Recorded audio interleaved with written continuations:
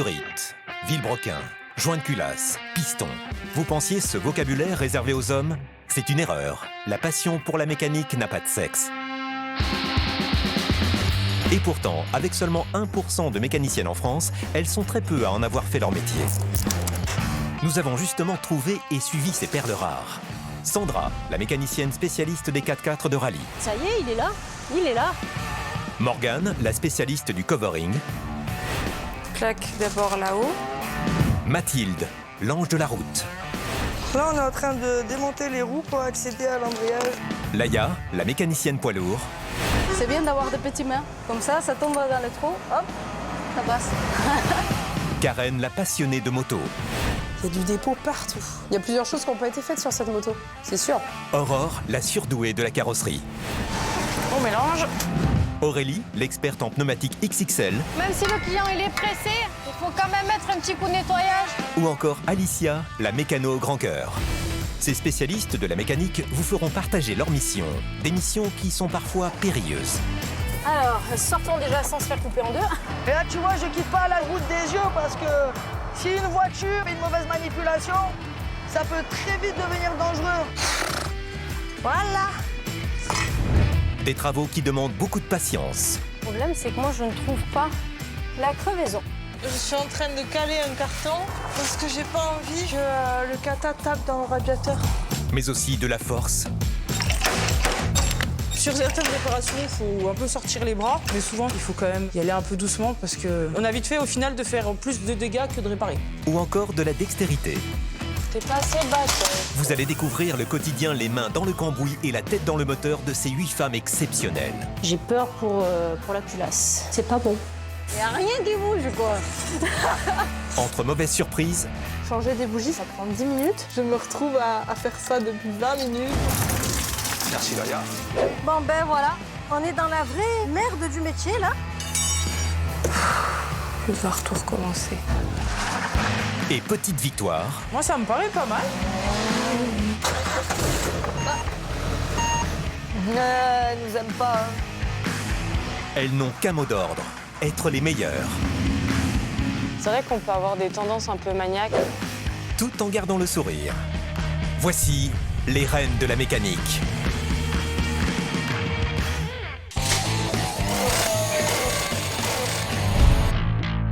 Aujourd'hui, 4 reines de la mécanique vont nous montrer leur quotidien les mains dans le cambouis. Karen et son amour inconditionnel pour les motos de marque italienne. Déjà, là, on peut dire qu'il y a quelque chose qui ne va pas. Là, on n'a plus la trace noire ici comme sur l'autre, tu vois. Vous découvrirez également Laïa, en formation poids lourd. 1,60 m face à des géants mécaniques. Franchement, j'aime bien quand c'est gros comme ça. C'est rigolo. Et des métiers rares, comme Aurélie, l'une des 2 seules réparatrices de pneus XXL en France. Avant que je mette mon petit coup de crayon, et là, on peut voir le après.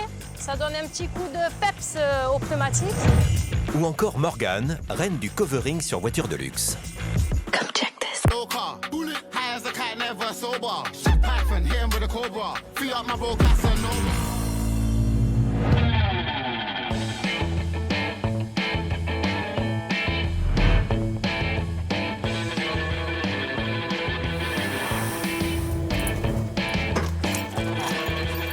Ce matin, dans le sud de la France, Laïa, une apprentie mécanicienne poids lourd, rejoint l'atelier dans lequel elle suit une formation en alternance. Ça va, mon copain? Ça va, tu vas bien? Ça va, toi? Ça va. En formation dans cet atelier depuis 1 an, Laïa a trouvé ses marques. Et son rituel du matin commence toujours par un changement de tenue avant d'aller voir Karl, le chef d'atelier qui va lui donner sa mission du jour. Et voilà. Aujourd'hui, j'aimerais bien que des trucs un peu compliqués ou que je ne connais pas encore, parce que même s'il faut que je pose des questions ou que je demande un peu d'aide aux collègues, bah, ça me permet de faire un petit challenge. Alors, chef. Tu prends le véhicule JTP. Ouais. C'est un mascotte. Normalement, ils ont commandé les pièces.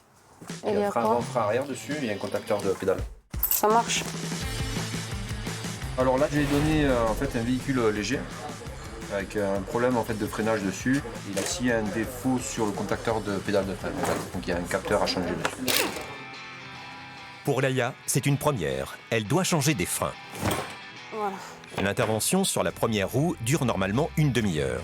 Dans ce garage, on répare aussi bien les 35 tonnes que les utilitaires. Comme celui que va faire Laïa, qui ne pèse que 3,5 tonnes. Premier défi, lever le véhicule grâce au pont élévateur. Une opération qui doit être précise et maîtrisée, car si le pont n'est pas correctement positionné sous le châssis, la carrosserie va s'envoler alors que le châssis pourrait lui rester au sol. En fait, j'hésite parce qu'il faut que je trouve une partie assez résistante pour lever les véhicules. Que c'est assez long, il faut calculer le centre de gravité et c'est un peu compliqué. Autre problème possible, si Laïa ne positionne pas parfaitement les deux bras de levage, les supports de carrosserie pourraient casser et le véhicule pourrait même basculer dans le vide. Or, cette manipulation est différente d'un camion à l'autre. On va essayer ce que ça donne. Hein. C'est pas sûr. Je pense que ça va tomber en arrière.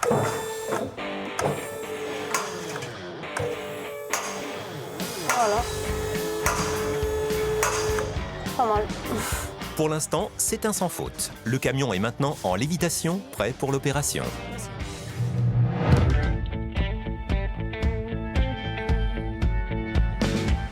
Je m'appelle Laïa Bonet. J'ai 27 ans. Je viens d'Espagne. Actuellement, donc, je suis apprentie. Ça va? Je fais des mécaniciens poids lourds. Je fais la maintenance et la réparation des poids lourds, donc des camions, et aussi des véhicules industriels.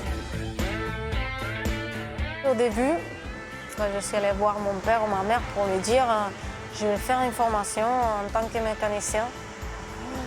La tête qu'ils ont fait, alors là, j'ai jamais été bonne à l'école, jamais, j'avoue. Et quand j'ai commencé la mécanique, j'avais jamais étudié autant de ma vie. Et quand mes parents, ils ont vu juste ça, et que là, je les ramenais de 20 sur 20 et tout, ils ont dit, ah ouais, d'accord. J'ai montré de quoi je suis capable. Donc là, ça y est, c'est débranché, c'est enlevé. Bah, il me fait entièrement confiance. Et ce métier, au niveau poids lourd, j'adore. Quand je monte sur un camion et tout, c'est impressionnant, quoi. Je pense que je n'ai pas fait une seule journée pareille depuis que je suis ici en 6 mois. Tous les jours, ça change.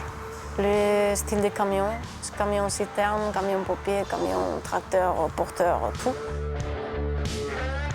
C'est ça qui me plaît. Et voilà. Comme quoi, je suis une semaine ou deux par mois à l'école. Et après, je peux le mettre en pratique ici quand je suis à l'atelier. Tu vidanges par le petit tuyau là qu'on a Là, dit, là, ok. sur le côté. Et je vais passer des examens. Et c'est ça qui va me donner mon diplôme, qui va dire bah, voilà, que je peux faire la mécanique poids lourd de façon officielle, quoi. Laïa, au niveau de sa formation, elle a très bien progressé tout ce qui est diagnostic, réparation, quoi, en fait. Et elle se débrouille très bien en fait, sur le diagnostic. C'est un très bon élément. Ouais.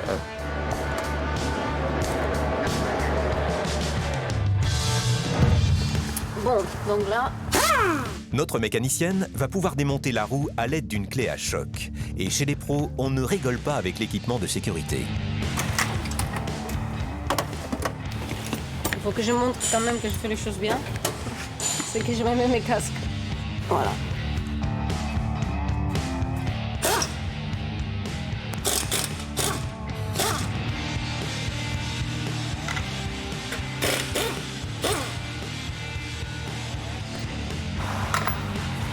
Voilà. Laïa doit maintenant retirer l'étrier de frein, ce qui lui permettra d'accéder aux plaquettes.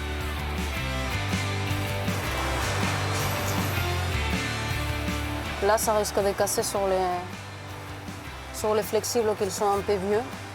Donc je vais chercher quelque chose pour l'attacher. Ouais, voilà. À peu près. Tant que ça tient, c'est ce qui compte. Voilà, il n'est pas trop tordu. J'ai une plaquette. Alors moi, ce que je regarde quand je démonte la première fois, c'est voir s'il n'y a pas un côté différent à l'autre, s'il n'y a pas un sens. Parce que c'est ça qui va me permettre de le remonter correctement. Dans ces cas-là, les deux côtés ils sont les mêmes, donc rien de particulier. Voilà. Prochain défi, libérer le disque de frein que Laïa doit également remplacer.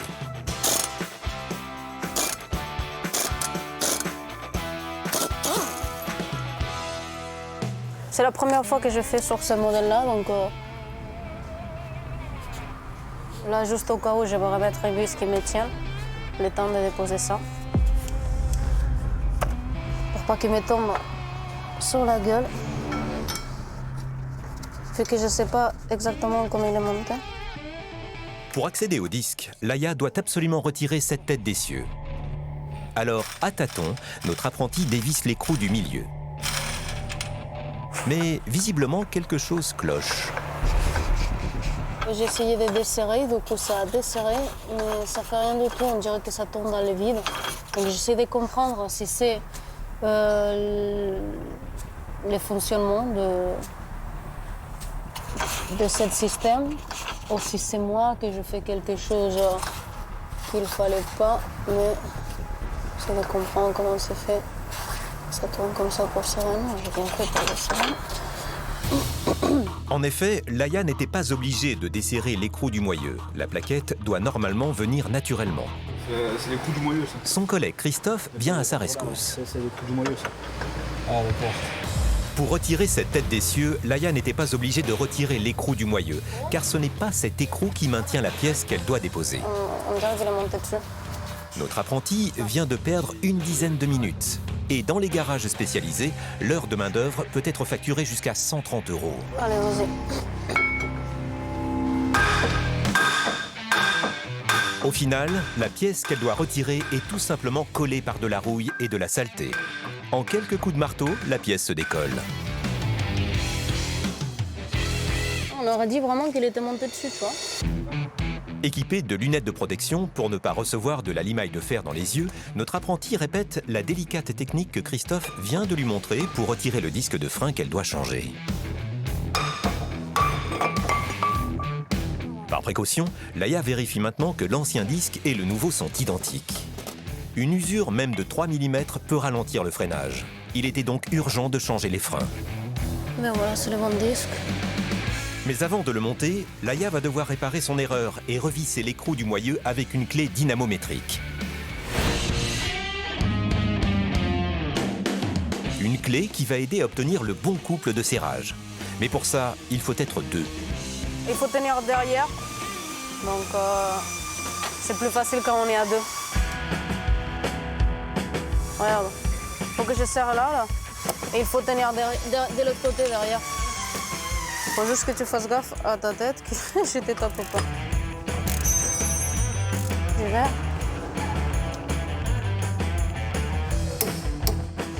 Donc là, ça bouge plus. Et voilà, l'erreur est réparée. Laïa va pouvoir fixer le nouveau disque de frein.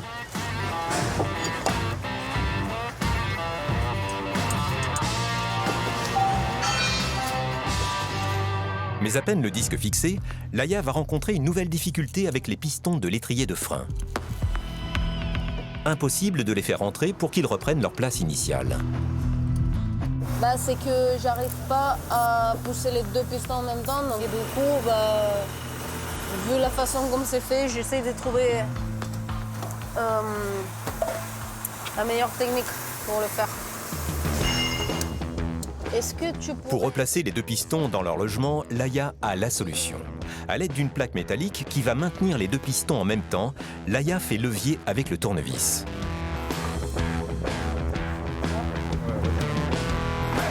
Et progressivement, les pistons vont reprendre leur place. C'est rentré ou pas? Ah, parfait, nickel. Merci beaucoup. Oui. Parfois, il ne faut pas avoir honte de demander de l'aide. Notre apprentie mécanicienne va enfin pouvoir replacer l'étrier qui va accueillir les nouvelles plaquettes de frein.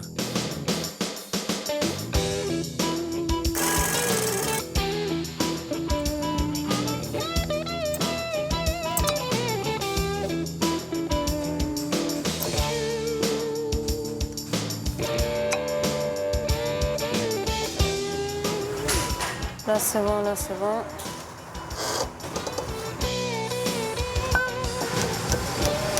Laïa arrive au bout de cette première roue en 55 minutes au lieu d'une demi-heure.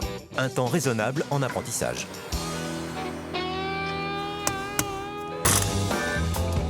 C'était la première fois que je faisais ce genre de véhicule, donc ça m'a pris un peu plus de temps pour voir comment ça marche. Là, je vais attaquer l'autre côté, côté gauche, donc là, ça va aller plus vite, ça va être plus facile. Mais ce que Laïa ne sait pas encore, c'est que cette deuxième roue va elle aussi lui donner du fil à retordre.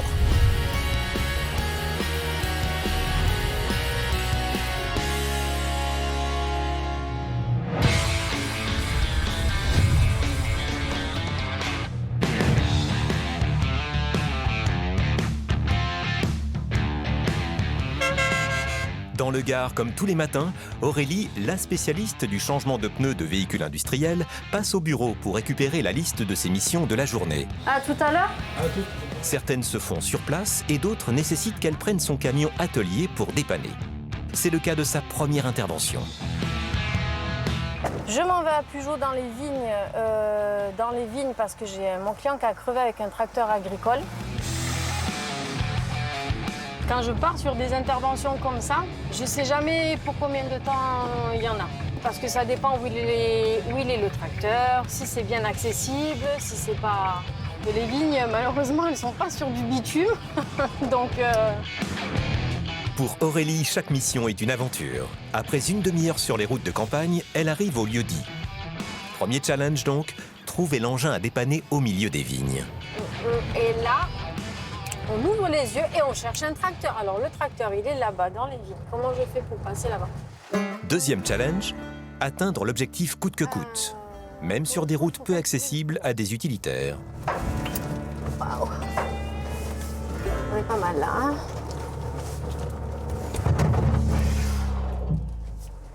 C'était quoi? Ah, punaise, j'ai pris le piqué. Ah, la loose. Pour le coup, j'ai pris le piqué, quoi. Ah, là, pour le coup, je suis un peu blasée, quoi, parce que j'ai pas vu le piqué, quoi. Il m'a rayé la carrosserie et ça me casse les pieds, quoi. Oh, maman. J'ai la chance d'avoir un magnifique camion atelier, donc j'essaie d'en prendre le plus soin possible. Parce que tout simplement, c'est du matériel qui coûte extrêmement cher. Donc c'est à moi d'y faire attention. Et puis si j'ai plus de matériel, ben, je peux plus travailler. Ah punaise, genre, wouhou! On est arrivé, quoi. Quelle joie, quel bonheur. Bon, je vais aller voir quand même mon camion parce que là, je suis un peu dégoûtée, quoi. Là, pour le coup... Ah, la loose. Bon, ça va. Ah, mais non, il y a tous les caches. Bon. Allez, ça va. Je pensais que c'était pire que ça. C'est bon, ça marche. Allez. Ça va, monsieur Jouffret, vous allez bien? Ça va, vous allez bien? Ouais, j'ai vu aussi, j'ai pris le piqué aussi, monsieur Jouffret. Bon, mais c'est bon, c'est pas grave, ça va aller. Pas fait un peu là. Oh non, ouais, j'avais peur de ça, mais non, ça va. Du coup, ça va. Allez.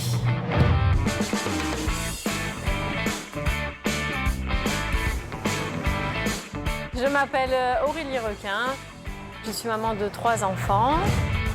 J'exerce le métier de OMPVI, ce qui signifie que je suis opératrice en maintenance de pneumatiques en véhicules industriels. Donc, c'est-à-dire aussi bien au niveau du poids lourd, du BTP, du génie civil, de la partie agricole. Oh, impeccable. Quand j'arrive devant les engins et je me dis ils sont tellement énormes, je mesure 1,55 m et on va dire c'est un petit peu un défi de réussir à remplacer les pneumatiques là-dessus, vu ma taille et ma corpulence. Je vous laisse calculer la taille du pneumatique.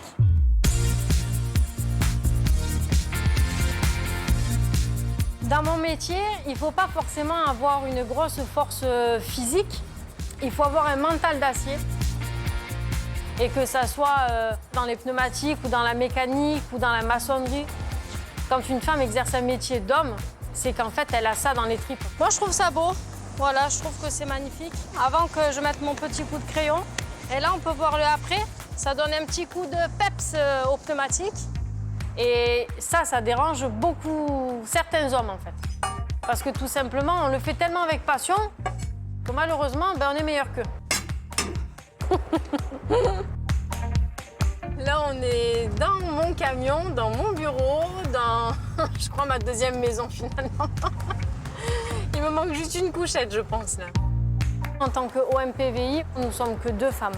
Je trouve ça un petit peu malheureux qu'on soit si peu à le faire, ce métier. Et un de mes rêves à moi, ça serait d'avoir beaucoup plus de femmes dans mon métier. Et j'aimerais bien transmettre mon expérience à, j'espère, à d'autres femmes.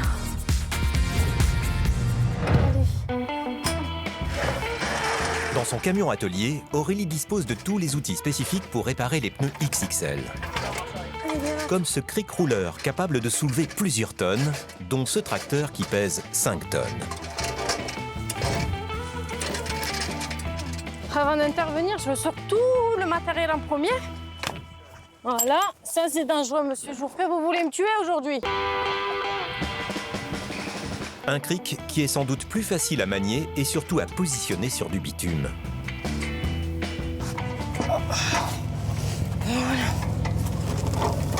Ça va me casser les pieds de bon matin là quand même. Mais avec 22 ans de métier, Aurélie, toujours pleine d'énergie, en a vu d'autres. Le cric placé sous le pont de levage, Aurélie doit maintenant le raccorder à un compresseur pour l'actionner. Ça va le faire là. Allez. Voilà, c'est ça. Il faut toujours que je lève le tracteur, mais il faut qu'il soit un petit peu levé. Un petit peu levé, mais pas trop non plus, trop haut. Il faut juste que je puisse déposer le pneu en fait, c'est tout. Ah, mais je pense qu'on n'est pas trop mal là.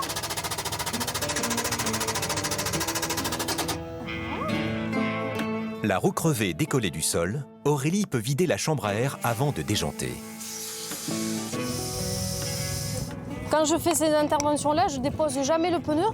Parce que comme on peut le voir, je fais 1m55 et c'est vrai que la roue, elle est un petit peu plus grande que moi presque. Hein. Même les gars, ils laissent la roue sur le tracteur. Hein.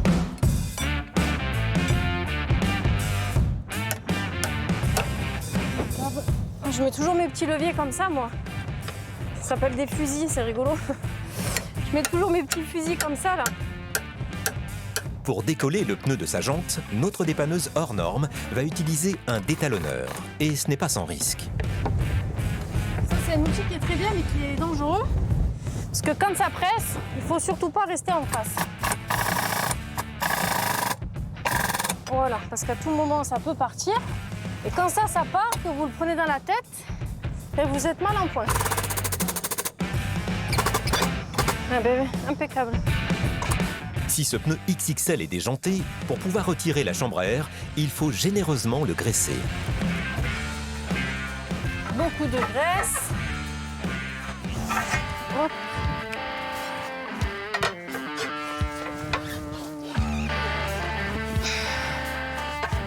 Bon, en fait, c'est comme un vélo, mais un petit peu plus grand.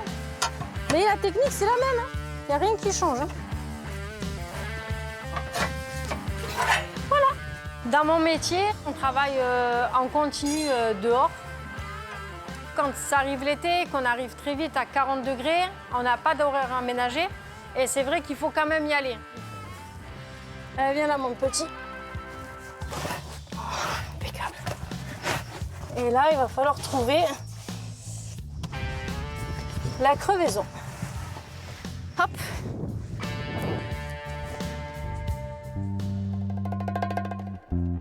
Dans l'espoir de trouver le ou la coupable de cette crevaison, Aurélie sort sa lampe torche, comme dans un interrogatoire. Bon, là, le pneu, il ne me parle pas. Donc, je vais regonfler la chambre à air. Parce que sur la chambre à air, c'est beaucoup plus pratique à trouver.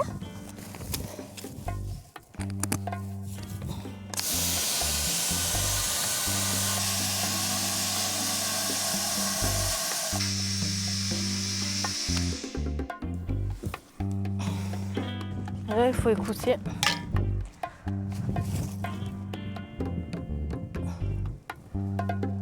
Ni le pneu, ni la chambre à air ne veulent dénoncer le trou coupable de cette crevaison.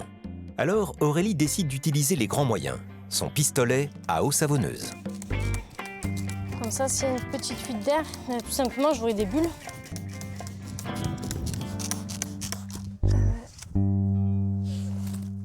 Toi, tu vas me casser les pieds, toi.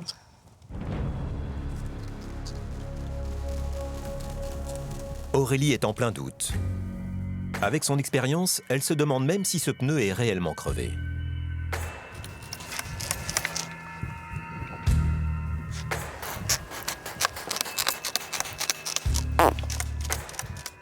J'espère juste que c'est pas dû au fait que tout l'hiver il est resté dans son hangar, là, le tracteur. Et d'un coup, quand on le sort, on s'aperçoit que c'est dégonflé. Et des fois, c'est comme ça. Hein. C'était la blagounette du médecin. Là, le petit problème, c'est que moi, je ne trouve pas. Coincée au milieu des vignes, Aurélie va-t-elle trouver l'origine de la crevaison? Quoi qu'il arrive, elle ne pourra quitter les lieux qu'après avoir remis ce tracteur en état de marche, car l'agriculteur a impérativement besoin de son engin aujourd'hui pour ne pas mettre en risque son activité.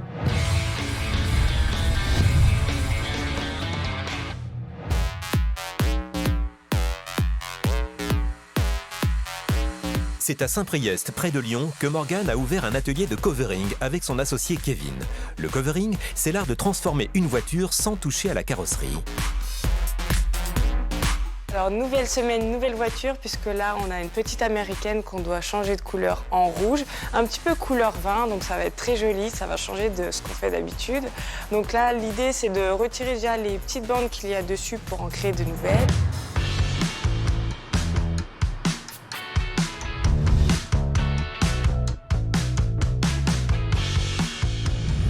Je m'appelle Morgane Quétier, j'ai 26 ans. Et sur les réseaux, je m'appelle Morgane Cut. Come check this.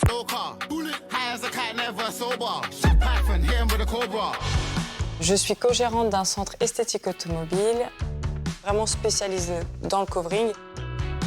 Ça fait 3 ans qu'on a ouvert, avec Kevin, mon associé. Hop. T'as écrit dessus ce que c'était ou pas? Tombé par terre, voilà.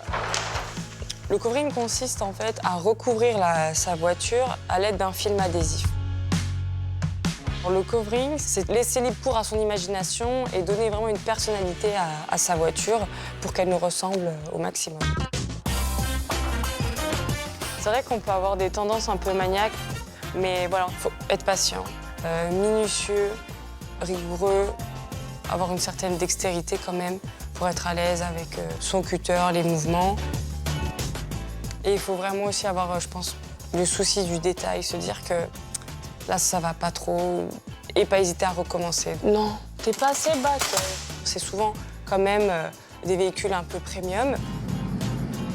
Je me mets à la place de mon client et je me dis, il faut que quand il récupère sa voiture, il n'y ait pas de défaut. C'est quelque chose de très visuel, forcément, un changement de couleur. Ça parle plus, ça fait des jolies photos.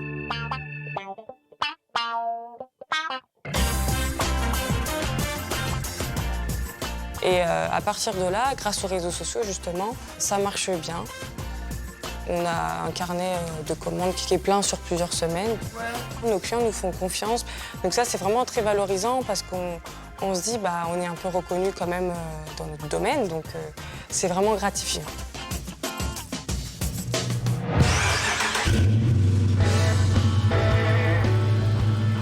C'est sur une Dodge, une sportive américaine de 370 chevaux, très rare en France, que Morgane va travailler aujourd'hui.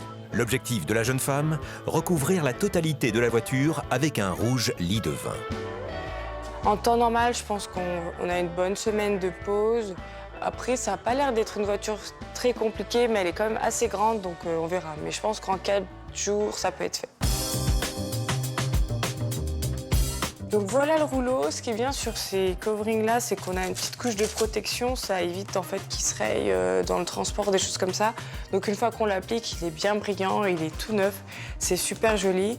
Et donc voilà, on peut voir, il est rouge bordeaux. Franchement, il est trop beau. J'ai hâte de le poser.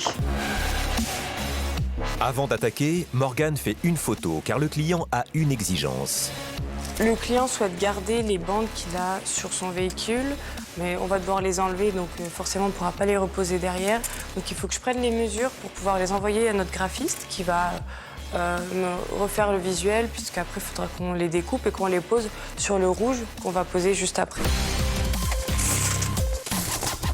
Première étape donc, la découpe de chaque pièce de la voiture. Je vais déjà prédécouper tous mes morceaux à la taille un petit peu des formes que je vais faire. Je vais couper par exemple déjà mon capot, mon pare-choc, mon aile, pour que ça aussi se soit fait et qu'après j'ai juste en fait à prendre le morceau correspondant et à le poser sur la partie.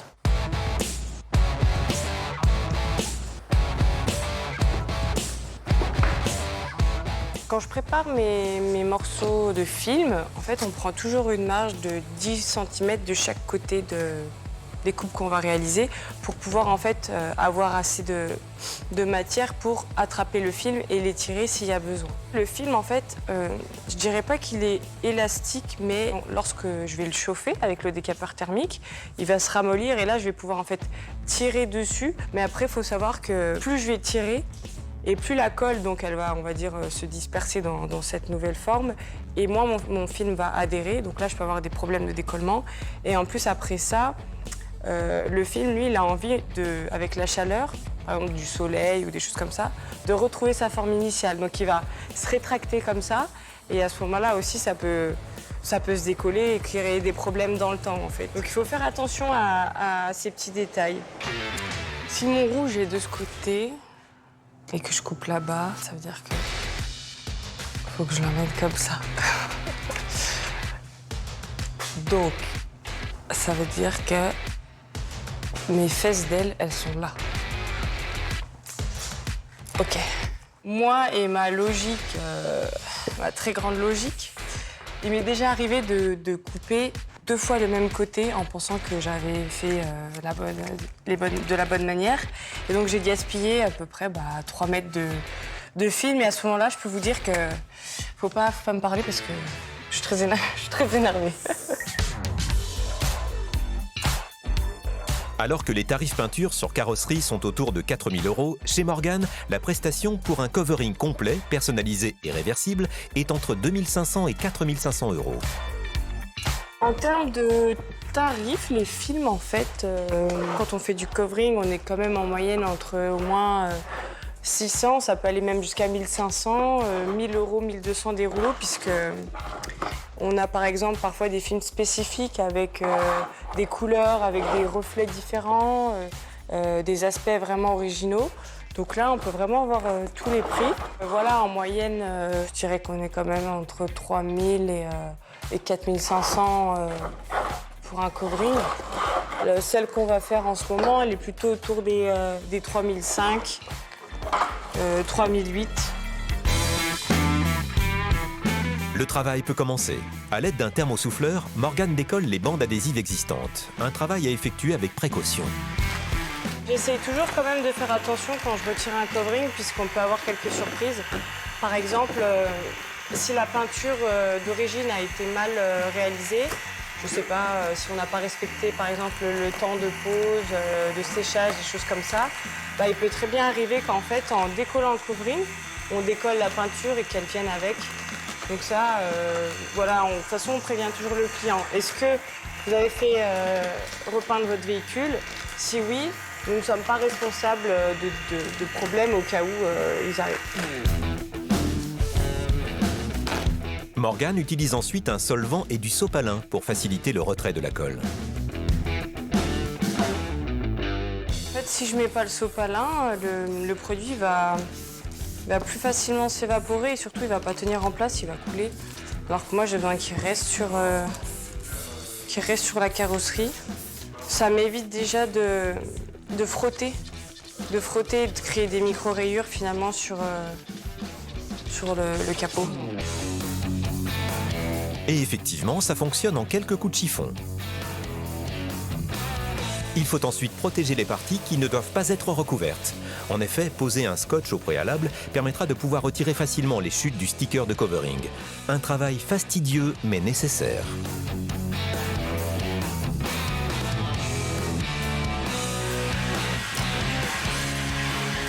chauffer un tout petit peu pour qu'elle puisse prendre la forme que je vais lui donner. Je tire bien, mais pas trop.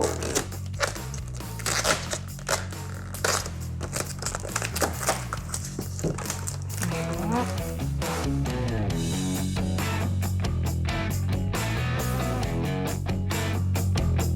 En fait, on a 20 minutes à peu près avant que la colle commence à se polymériser et vraiment adhérer, on va dire, à la carrosserie. Donc, on peut faire une petite pause, mais c'est quand même mieux de finir la pièce en une fois.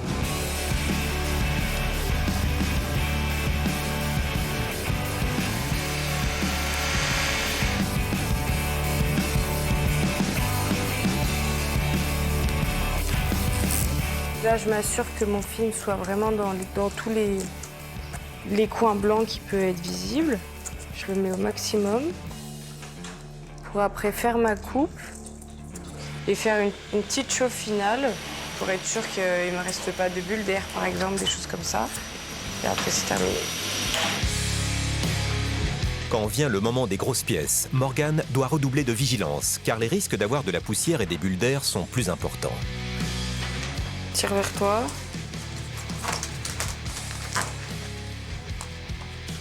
Claque d'abord là-haut.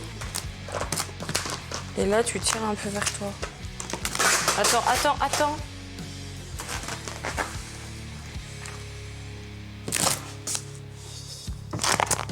Ça va pas du tout. Bon. On ce film. En soi, cette pièce, elle n'est pas compliquée du tout. Le seul problème, c'est que ce film, il adhère rapidement. Donc l'air, il a du mal à s'échapper. C'est ce qui fait qu'on est obligé de tirer un peu dessus pour le redécoller, le replacer, parce que sinon l'air, il s'emprisonne dans les bulles et on n'arrive plus à les sortir. C'est juste ça la contrainte, on va dire.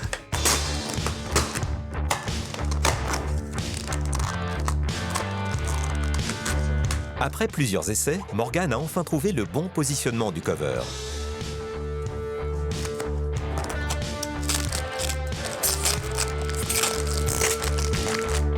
Mais visiblement, le résultat n'est pas à la hauteur des exigences de la jeune femme.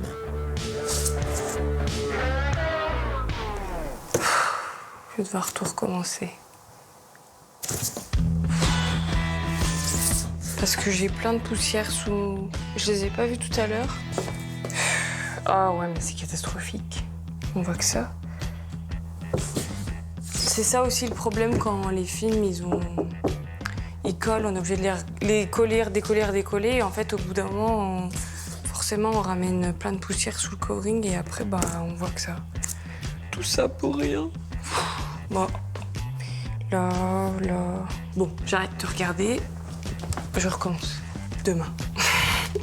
Certains jours, les nerfs de Morgane sont mis à rude épreuve. Avec cet imprévu, la jeune femme va-t-elle réussir à finir dans les temps ?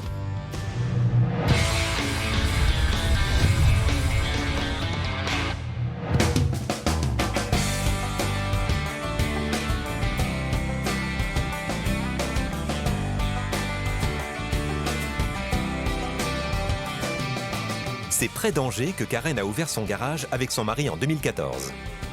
Aujourd'hui, sa mission, s'attaquer à un nouveau chantier. Un client lui a confié sa moto qui, depuis quelque temps, fait des bruits moteurs inquiétants. À ce stade, Karen n'a aucune autre indication. Difficile pour elle de savoir combien de temps va lui prendre la réparation. Mais une chose est sûre, il va falloir démonter la bobine et les engrenages, l'embrayage, les culasses et les cylindres.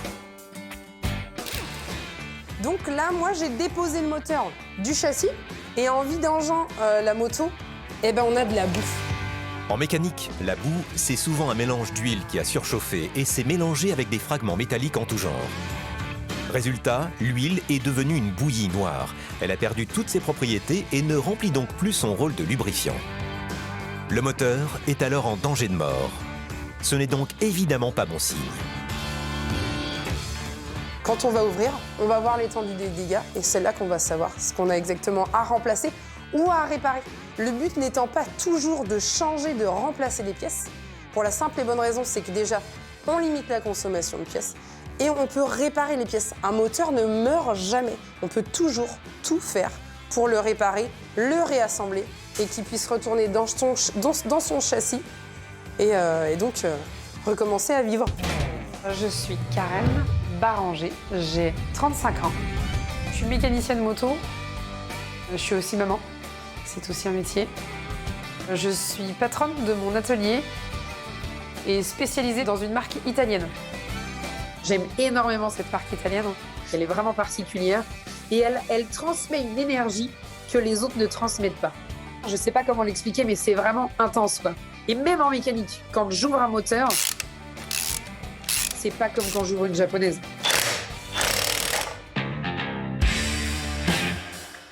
Quand j'ai eu 6 ans, mon père est décédé. Donc on est resté 4 femmes à la maison. Et puis en fait, franchement, j'avais pas grand-chose qui m'animait. Et en fait, je me suis trouvé un petit copain. Il avait une 50 cm3. Puis un jour, il a cassé le moteur et il l'a démonté. Et j'ai trouvé ça génial. Le piston, et je lui ai demandé de remonter avec lui. Et la bielle. Ça a commencé comme ça. Et depuis ce jour-là, en fait, j'avais envie de quelque chose dans ma vie. Ok, là on commence à voir l'intérieur du moteur, c'est joli. Et j'ai fait 4 ans de mécanique moto. Dans mon entourage, il y a quand même beaucoup de gens qui m'ont pas cru. Alors moi, j'ai un gros problème, c'est quand on me dit que tu n'y arriveras jamais, je suis pas contente. J'ai dit ok, tu vas voir. Et puis en fait, j'ai réussi. Et en fait, tu te rends vite compte que de toute façon, c'est pas le problème. T'as beau avoir un multiple bagage, tu restes une femme dans la moto. Donc en fait, de toute façon, j'avais pas ma place. Et je l'ai créé. Moi, mon mari, notre atelier. Puis aujourd'hui, on a du travail. Aujourd'hui, Karen a pour mission de trouver l'origine du bruit de ce moteur. Une opération très complexe, car elle n'a aucune indication précise et doit tout démonter. Cela peut être un embrayage, un roulement, un engrenage, un piston ou encore des soupapes. Et à peine le démontage commencé... Donc là, c'est plein de boue. Elle voit de la boue abrasive sur des engrenages censés être parfaitement huilés. C'est mauvais signe, car ça les use prématurément, alors qu'un engrenage bien huilé peut durer toute la vie. Et même là, Franck, regarde. Il y a, regarde, l'espèce de dépôt qu'on a là. Il y a du dépôt partout. Ouais, mais c'est que c'est beaucoup quand même. Il y a plusieurs choses qui n'ont pas été faites sur cette moto, c'est sûr. En effet, des vidanges régulières auraient peut-être évité de se retrouver dans cette situation. La technique de Karen pour éviter les problèmes moteurs, sensibiliser le client. Le but, c'est de pouvoir lui donner un maximum d'informations. Qu'ils se disent « Ah ouais, d'accord, ils ont fait quelque chose ». Plus tu leur donnes d'informations, plus ils sont contents, plus ils ont confiance, plus ils voient que voilà, t'as une conscience professionnelle, ton travail c'est important, tu fais les choses bien, t'es là pour la moto. Voilà, et on est transparent, on dit tout. En attendant, le mystère n'est toujours pas résolu. Karen poursuit son enquête pour découvrir l'origine du bruit de ce moteur italien qui pourrait s'apparenter à de la haute horlogerie. C'est une mécanique particulière qui demande du temps. Il y a plein de petites spécificités quand même à savoir, donc c'est plus compliqué, je dirais. On veut que ça marche toujours très bien, avec toute la performance que la moto peut donner, pour un maximum de sensations pour le client, quoi, son propriétaire. Jusqu'à présent, aucun des organes démontés n'est en cause. Karen retire alors l'embrayage composé de ces multiples disques et qui pourrait être la cause du bruit. Mais visiblement, il ne présente aucun défaut. L'enquête se poursuit maintenant au niveau des culasses. Quand on n'a pas la force, on utilise des outils longs. Hop. Je suis en train de dévisser la culasse du cylindre horizontal. Je le fais en croix, étape par étape. Donc là, on enlève une culasse. Sur la culasse, on distingue les 2 soupapes d'admission et les 2 soupapes d'échappement visiblement encrassées mais fonctionnelles. Le problème vient d'ailleurs. Notre mécanicienne démonte alors la seconde culasse. On a déposé les carters latéraux, on a déposé les culasses et déjà là on peut dire qu'il y a quelque chose qui ne va pas. Déjà on peut se rendre compte ici que là on n'a plus la trace noire ici comme sur l'autre, tu vois. Quand t'en as plus, c'est que le piston est venu toucher et on le voit là. Là ça a touché. Et si on regarde ici. Hop. Ça a touché là. Ça a touché là. Ça a touché là. Ici. A priori, le bruit viendrait des pistons qui cognent contre la culasse. Sur un moteur en bon état, cela ne doit pas arriver. Reste à savoir pourquoi ce fameux piston rentre en contact avec la culasse.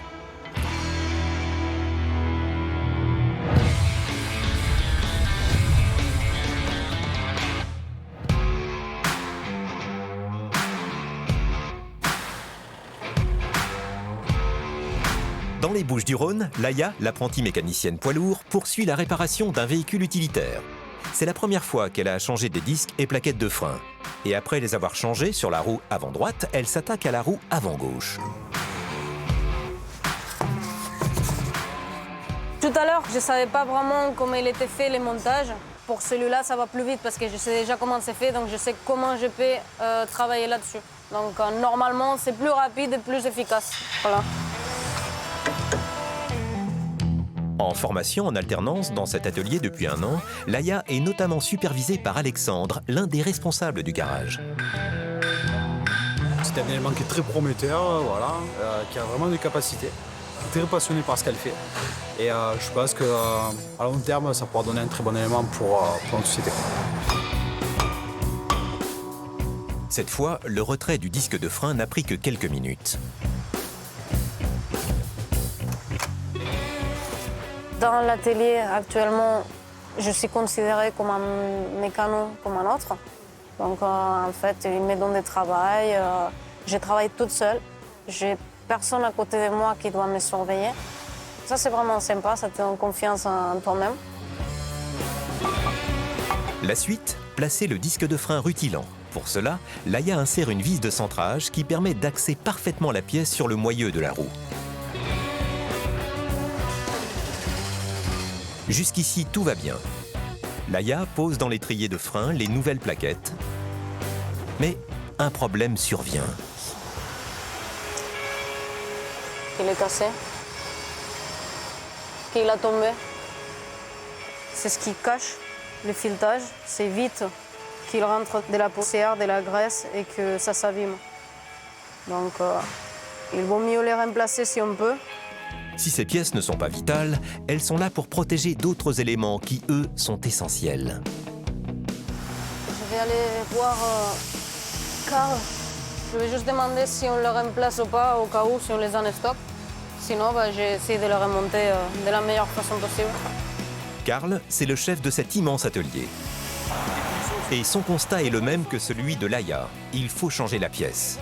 Mais encore faut-il que ce petit soufflet en caoutchouc soit en stock. Bon, il va aller voir. Tu l'as? Arrête. C'est fort quand même. Hein. T'as pas regardé ça? Ah, ça va. Ok, ça marche. C'est bon? Ouais. Merci. Avec ces pièces, Laïa va pouvoir poursuivre sa mission. Pendant qu'elle posait ses soufflets en caoutchouc, un autre collègue vient superviser notre apprenti. Question de sécurité du client. En fait, c'est juste le... Je pense que ça, il faut que ça rentre dans le caoutchouc, je pense.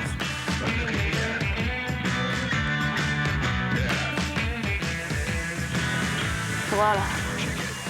C'est juste pousser un peu. Voilà, nickel. C'est neuf. Laïa arrive au bout de sa mission et pour elle, c'est une petite victoire. Même si l'apprentie mécanicienne reste modeste. J'avais pas encore fait remplacement des soufflets comme ça. En fait, les plaquettes comme ça, c'est la première fois que je les fais. Mais bon, après, la base, c'est la même. Hein. Dans toutes les plaquettes, ça change pas grand-chose.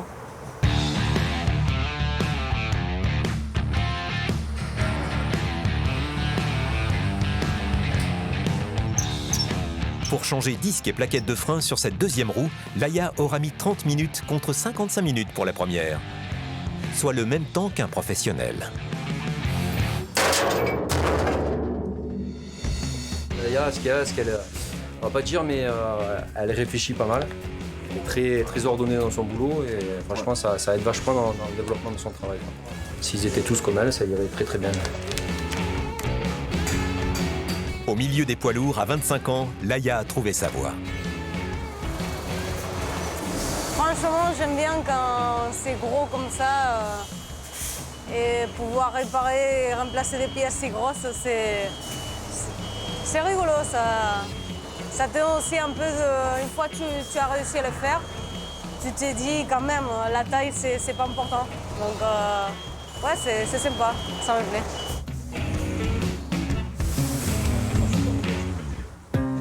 La journée n'est pas finie pour autant. Laïa fait entre 6 et 7 réparations par jour. C'est maintenant une petite pièce que la mécanicienne va devoir changer. Capteur pédale de frein. Ouais. Pour commencer, il faut retirer l'ancien capteur défectueux qui est placé sous la pédale de frein et qui actionne les feux arrière. Ah voilà, c'est là. Je voyais pas. Il y a le bon, c'est le blanc. C'est blanc et gris. Ouais, c'est ça.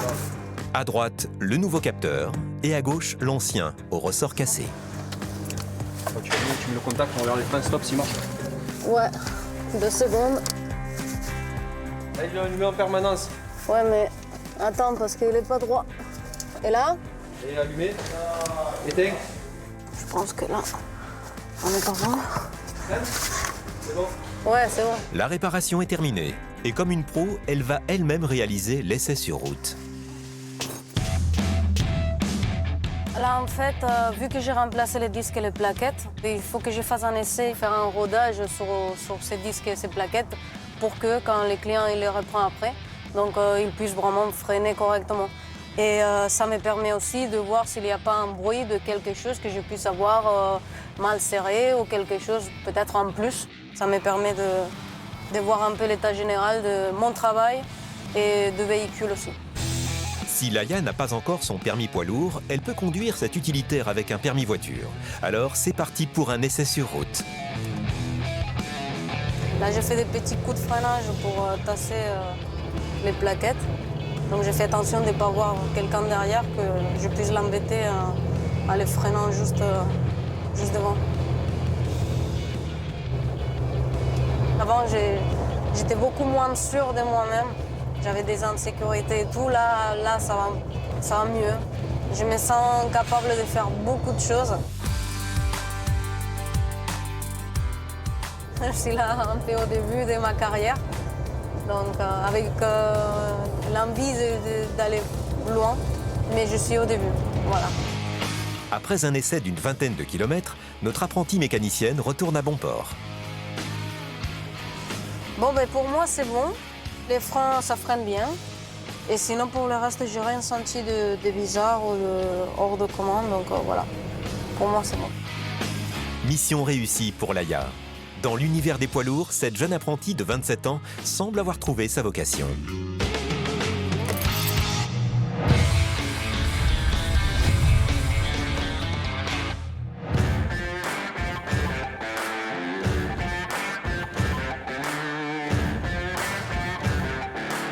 Retour près d'Angers chez Karen, qui fait face à un bruit moteur inexpliqué sur un modèle 848 Evo. Après avoir démonté l'intégralité du cœur de la moto pendant 4 heures, notre mécanicienne angevine a découvert que le piston rentrait en contact avec la culasse en provoquant du bruit. Là, ça a touché. Un défaut qui présente aussi un risque de serrer le moteur, ce qui peut engendrer un blocage de la roue arrière en pleine vitesse. Bref, une panne qui pourrait coûter la vie au propriétaire de la moto. Mais Karen pense avoir trouvé la pièce coupable qui fait rentrer le piston en contact avec la culasse. Pourquoi ça a touché? C'est simple.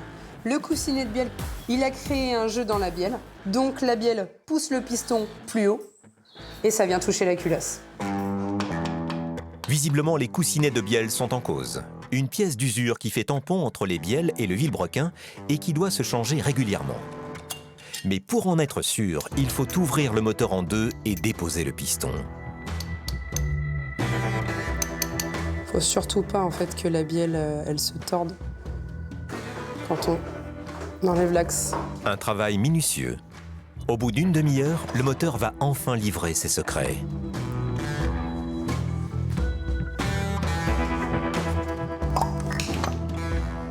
Donc là, on voit vraiment l'état en bas de l'huile qui est vraiment très épaisse, version fontaine de chocolat. C'est plein de boue, c'est tout collé, c'est tout dégoûtant. Karen enlève le vilebrequin sur lequel coulissent les 2 bielles. Avec des coussinets en bon état, il ne devrait pas y avoir de jeu entre les pièces, ce qui visiblement est loin d'être le cas.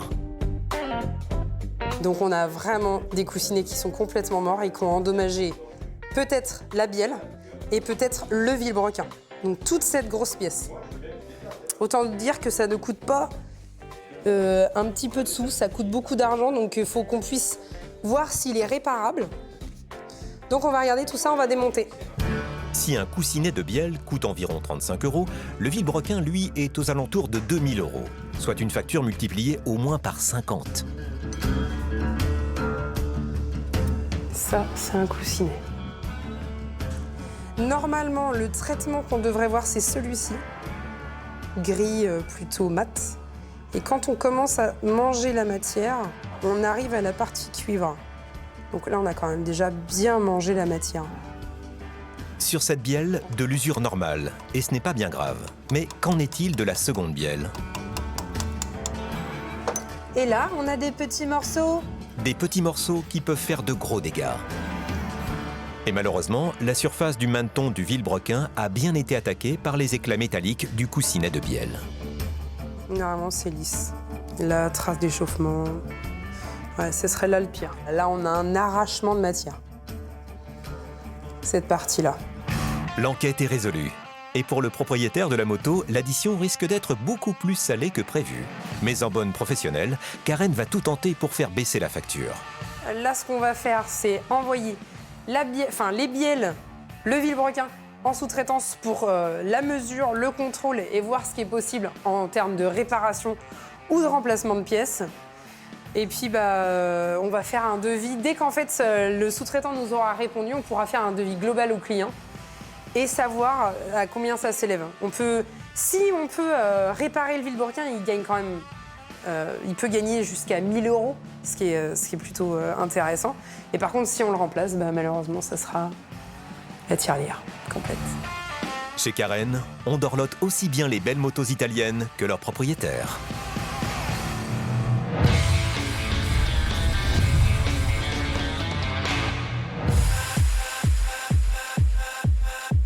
Près de Lyon, Morgane a dû refaire le capot arrière de la voiture américaine sur laquelle elle travaillait pour enlever les poussières. Elle peut maintenant avancer sur le reste.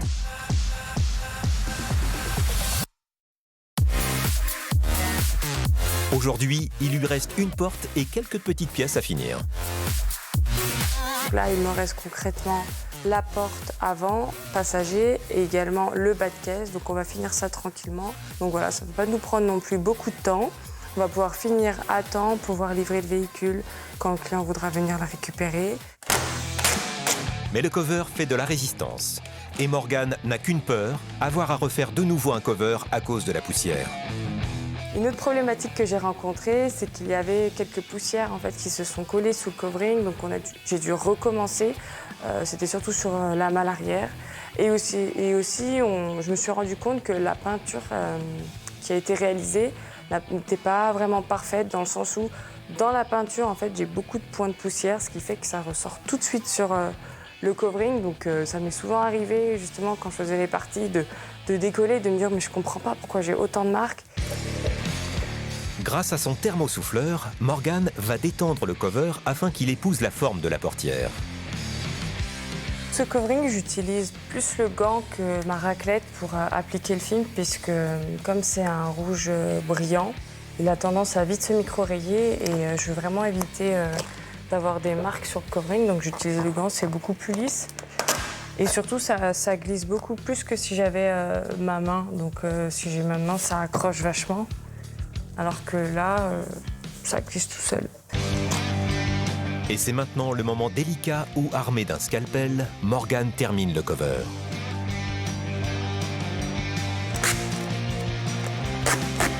Le problème est que les petites pièces sont les plus difficiles, comme les poignées de porte par exemple. Et contre toute attente, c'est ce que Morgane préfère.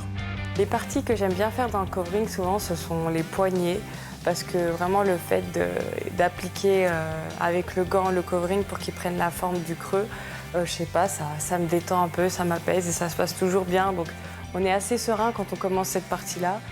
Quand j'ai commencé la pose du covering sur la porte, on avait laissé les poignées dessus, mais c'est vrai que, surtout avec les voitures blanches, si on a le moindre écart, ça va tout de suite se voir qu'on a un petit peu raté notre coupe. Donc il est quand même préférable d'enlever les poignées pour être sûr qu'on a bien tout recouvert et que vraiment on ne voit pas une trace de blanc. Donc c'est pour ça, après pour le reste de la voiture, on a préféré démonter les poignées. Et si elles ont été démontées, il va falloir les remonter sans abîmer le cover.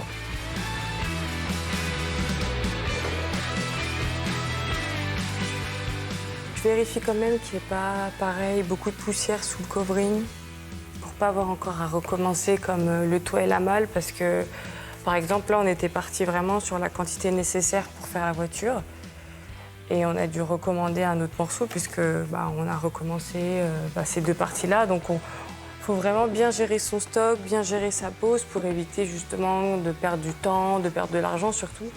Parce que c'est des grandes parties, un toit c'est à peu près 1,70 m, 1,50 m de film. Donc ça peut aller très vite.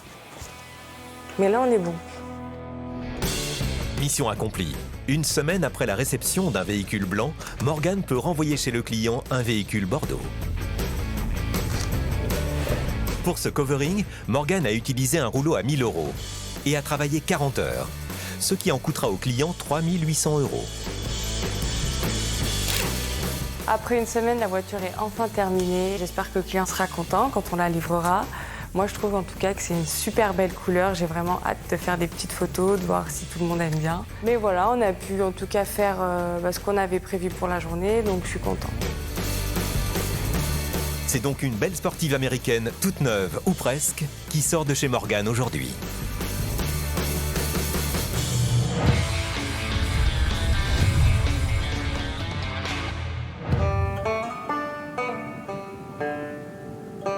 Dans la campagne gardoise, Aurélie, la dépanneuse XXL, est toujours coincée dans les vignes. En mission pour réparer la roue crevée d'un tracteur, elle est depuis 1 heure à la recherche du trou dans la chambre à air. Je vais remonter. Désespérée, elle décide de la mettre à nouveau sous pression, dans l'espoir que l'origine de la crevaison apparaisse enfin.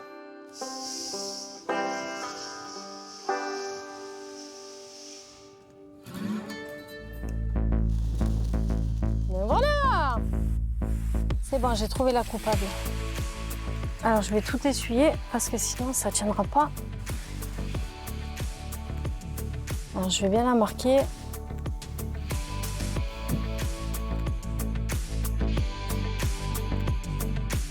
Impec. Pour réparer cette chambre à air à grand format, il faut bien sûr la dégonfler avant de lui réserver un traitement à sa mesure. Alors moi, ce que je fais avant de mettre en plâtre, je dégraisse pour bien que la colle elle prenne en fait. Parce que moi, mon but à moi, c'est pas de changer bêtement en fait la chambre à air. Parce que déjà d'une, une chambre à air, ça coûte extrêmement cher, surtout dans cette dimension-là. Puis au niveau de l'écologie, vaut mieux la réparer. Alors. Pour cette réparation, colle et rustine, comme pour un gros vélo. Voilà. Faut attendre que ça sèche. En attendant, Aurélie poursuit son investigation. En ayant repéré le trou dans la chambre à air, elle sait maintenant à quel endroit le pneu a été perforé. Voilà. Parce que si je répare pas le pneu et que je remets la chambre à air dedans, en fait, ma crevaison va tout simplement recrever la chambre à air parce que la chambre à air, elle va aller dans la crevaison. Pour être certaine de ne laisser aucun corps étranger à l'intérieur du pneu, Aurélie le ponce avant d'aspirer et d'appliquer sa colle. Juste le temps nécessaire pour que la chambre à air soit prête à accueillir sa rustine.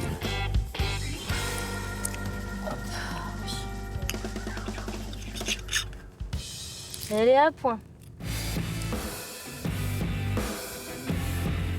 Je fais toujours de l'intérieur vers l'extérieur pour bien chasser l'air.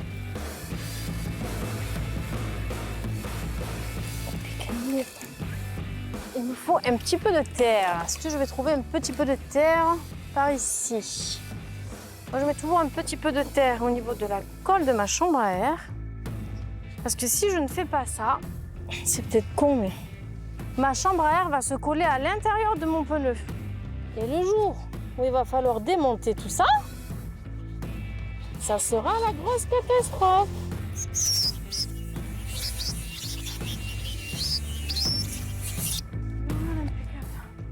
Est-ce que ta colle me les sèche? Et même l'intérieur du pneu va avoir droit à sa rustine. La colle les sèche, c'est parfait. Ça se met de la même façon qu'un pansement. Je suis une grande infirmière du pneumatique, moi. Je mets des pansements. Et là, je vais venir le poser bien comme il faut. Et je vais tirer mes papiers sans jamais avoir touché l'emplâtre. Je suis l'infirmière du pneumatique. Voilà. Et voilà. Eh bien, on va passer au montage. Je mets toujours des rallonges, moi, pour que ça soit plus simple à attraper. J'ai bientôt fini, monsieur, s'il vous plaît. C'est bien. Bientôt fini. C'est un peu long, mais C'est pas grave. il fallait trouver. C'est ce que je pensais. Allez, c'est la bonne petite. Alors, toi, la valve, tu es là-bas. Positionner une chambre à air de cette taille n'est pas un exercice facile. Petite astuce de pro, pour ne pas perdre de vue la valve de la chambre à air, Aurélie l'a raccordée à une rallonge. Toi, je vais te faire sortir par là. Ah, tu es là. Déjà, ça, c'est pas mal. D'où l'importance de toujours essayer de mettre une rallonge. Parce que si on réfléchit pas un peu dans ce métier, ben, des fois, on galère vraiment beaucoup. Hop, viens là, toi.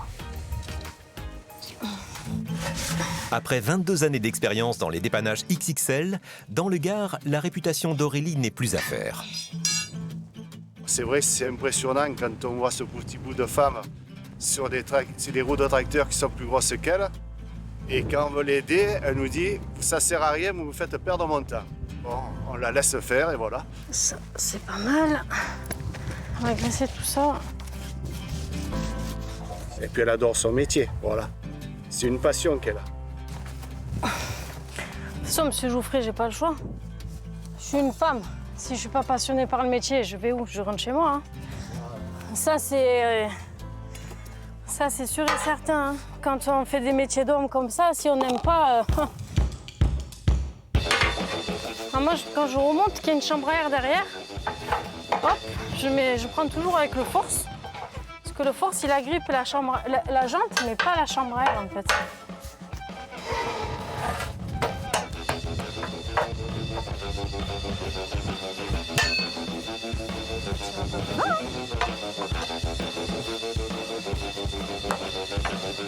Comme le vélo, pareil. Et comme lors de l'extraction du pneu, il faut mettre de la graisse sur le bord pour l'aider à reprendre sa place lors du regonflage. Il faut faire attention que la chambre à air ne reste pas coincée.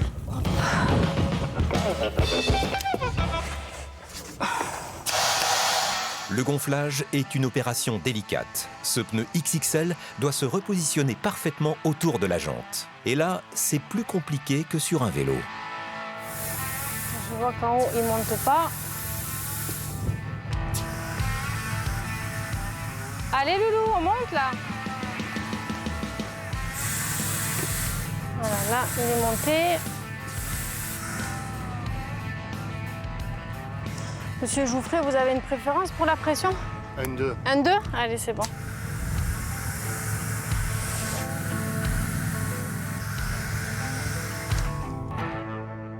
Voilà, alors ça c'est bon, ça c'est bon. On est pas mal là. On va ramener tout le bazar là-bas. Hop, hop, hop. Ouais. Finalement, en fin d'opération, Aurélie accepte volontiers un petit coup de main pour le rangement.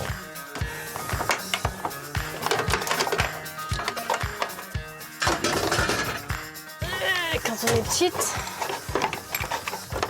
l'essentiel c'est que ça tombe pas en roulant.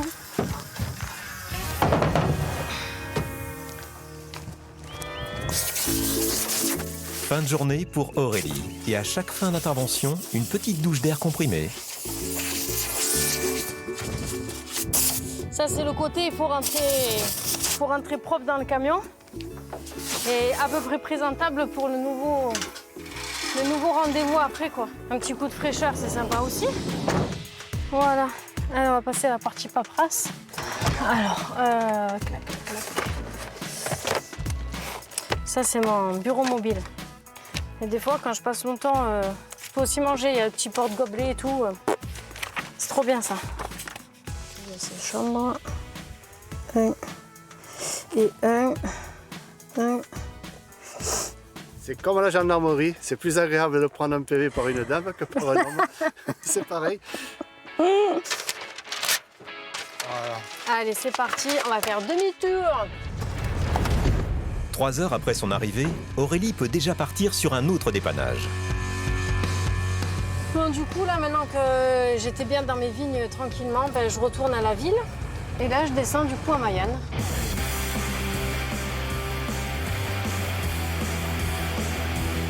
Mais dans les vignes, Monsieur Jouffret vient d'avoir un autre problème avec son tracteur. Et vous avez pris un piquet? Non, j'ai déjà pris. C'est ma vie, quoi.